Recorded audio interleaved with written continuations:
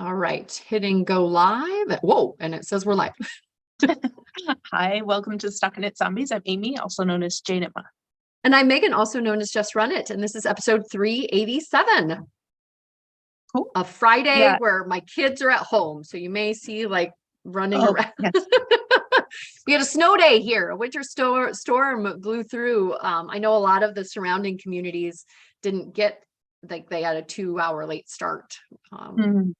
But my kids are enjoying the being at home. Yeah, I just wanted to mention real quick that I didn't announce the winner of our giveaway for the retreat. And it was because every time I had the time and everything was set up, I didn't have the prize to show. And I really wanted to show the prize. So I got to get my ducks in a row this weekend. And while the daylight is out, that was the other thing. By the time I got home, it was so dark. I wouldn't want to do that video in that kind of lighting, etc. So I'm going to go try to get to it here so somebody knows before Christmas that they won something, and then we'll probably do one for the new year and go from there. Excellent. Tips and Sarah, tricks. Sandy, and Julie all say hello. And just a little bit of a plug that tomorrow, if you're watching this before the 10th, tomorrow is our Fab Festive Sweater Party. So excited about that, to have some folks show off the sweater that they're going to be wearing to their potential holiday parties and this holiday party for that matter, on Zoom. So excited to see that. Excellent. Yeah. I don't know what I'll wear, but that does sound fun. Gonna pick something? Yeah, I'll have to pick something. I didn't make anything recently, so I just have to go and look and find.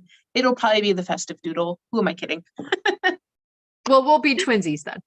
Okay. Sounds good. Yeah. Excellent. So today is tips and tricks. Unless you had anything else that you wanted to chat about. Nope.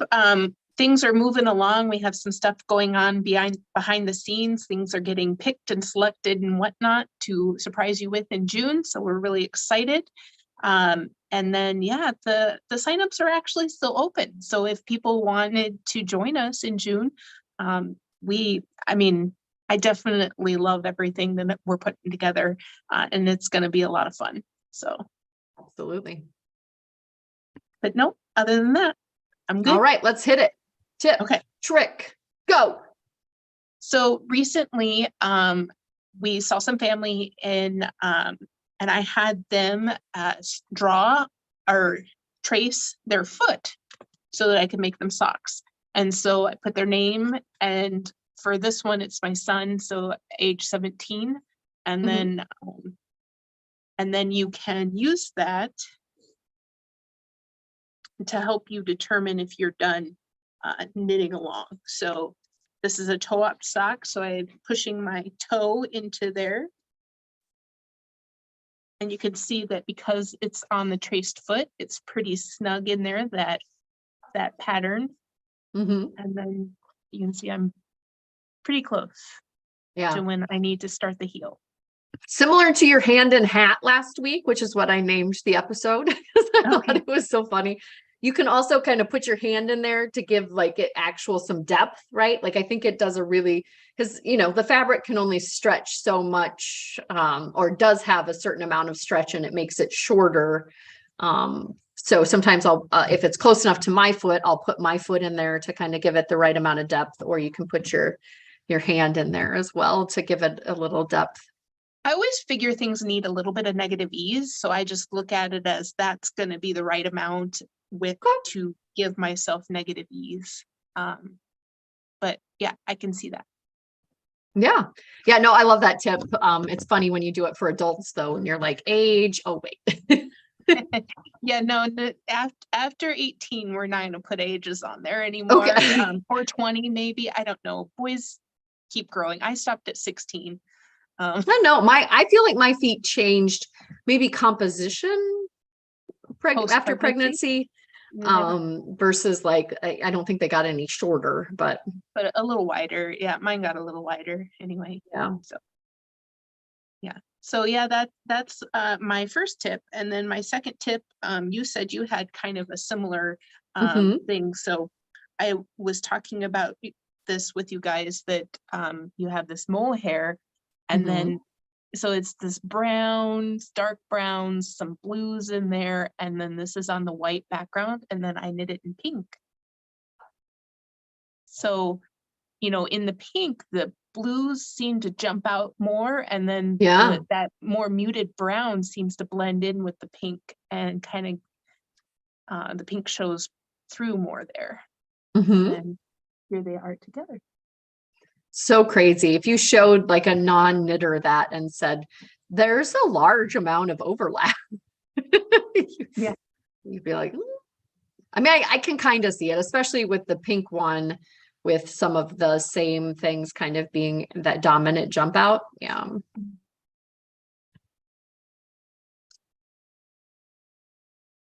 But Love yeah, them. I think that brown that's in there, the grayish brown, does really blend in with the pink on this one. So where it intersects with dark brown and blue, the pink is hiding. But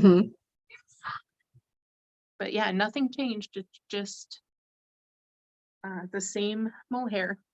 Yeah, with so crazy. bases. And sorry if you guys are hearing any background noise. I've got some video gaming going on behind me, and apparently talk over the top of each other. But so that is my at least just a demonstration, you know. Typically we have same mohair, 2 different bases, and you can base yarns to the alchemy of it, right? Yeah. So mine is kind of that same, like the alchemy of color combinations. So I'm making my pressed flowers, and I started out with some Feederbrook that didn't have a lot of contrast.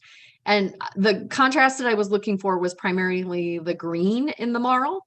So I was like, I will make my own marl. And now I am like, all I want to do is make my own marls. So on my table, I had some various greens. Again, they're jumping out a lot more on camera than they actually are in person. So this is the main color, and these are the 3. And basically by combining these 3, let's see, do I have them in the right order? These 3 in this order.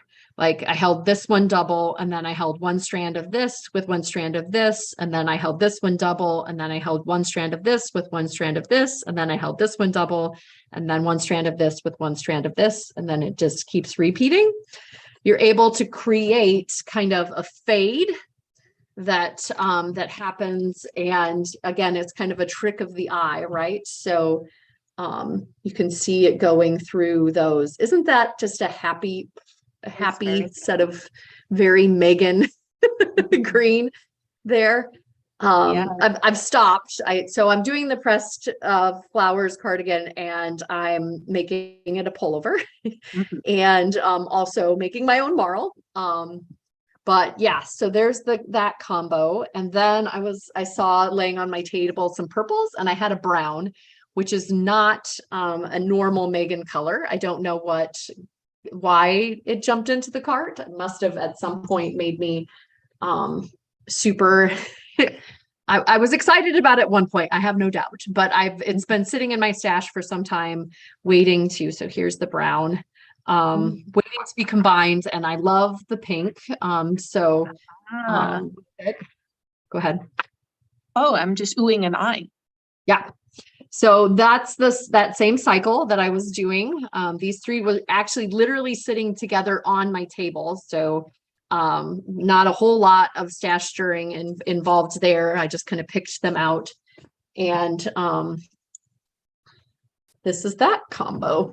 So again, I think on camera, that dark held with itself really pops out as its own kind of band there. But I don't think in real life, it's a lot more, it's less, jarring, like there's a stripe. And yeah, you're not getting some of the more component colors on that one either. It's so that one's also a pullover. Yes. I'm thinking So we about had, changing it up the neckline. So like it is going to V, which is the part that I need to do here, and like making one more of a Henley where the neckline flap overlaps, right? And you kind of terminate down at the bottom here, or picking up and doing it in the round and maybe having them be different in that way. I don't know. I think I'm going to try the Henley route first and see if I like it and then do it the same throughout. But yeah, my tip or trick would be I mean, it's very easy to do this. And, two fingering weights held together is like a sport / DK, depending on if you've got, your 460 yards per 100 grams, or you're closer to that 400. I feel like it probably gets a little closer to the DK than sport. But yeah, so the sport, this is a sport that's a solid, held with those, the two strands together. And, that's a really good substitute for something like a spin cycle. Spin cycle is a sport. So holding two fingerings together and kind of making your own transitions and marls is like a great hack for if, your marl didn't work that you picked out, it wasn't getting enough contrast, or you just don't want to, you want to make your own marl, right? So then I got to a point where I had to make a decision. There's some stuff going on in life where I'm like, mentally not quite ready to do that. So I cast on another sweater where I'm marling. Again, I think you're not seeing it in this is Yarnakuken. It's not this. But I cast on a Sparky because I knew I wouldn't have to think.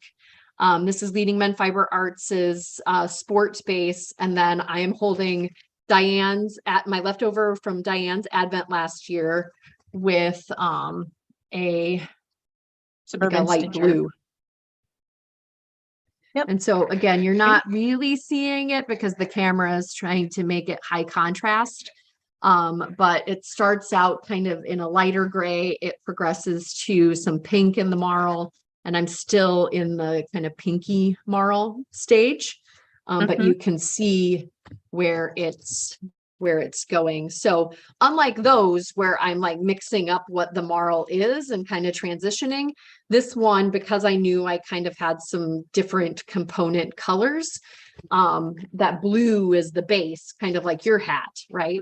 And the other color is kind of what's melding in and transitioning.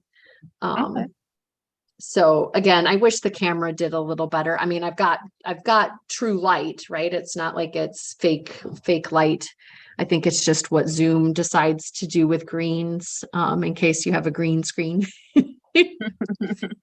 But yeah, super. I am like marling all the things and I am out of my mind. I have never had 3 garments on the needles at the same time before. I was noticing that. I was like, what? This is when Megan gets to a point and can't, like, she's like, oh, decision, cast on a new thing. Well, and I was holding my breath that the third one would be another pressed flowers. I'm just gonna start that's the new Hito Fude skew Muselboro. Yeah. I'm gonna just start the bottom of 3 sweaters, and then when I get to a point where I can make decisions again, No, this one was top down. Although I did get to the point on ZK and VKN night, where I needed to decide whether or not I was going to separate for sleeves, and I was like, okay, and now I want to set this down, cast on yet another thing. Somebody's like, you've got to have some self-striping laying around that you could do, like some skews. And I was like, oh boy, I don't know if my monogamous heart could handle it. My I don't know, distraction project lately has been doing mini Moshi Moshi Land tinies, that about an inch. I made a triceratops and I made a gnome. And then I looked at our tree and I had made Deck the Balls.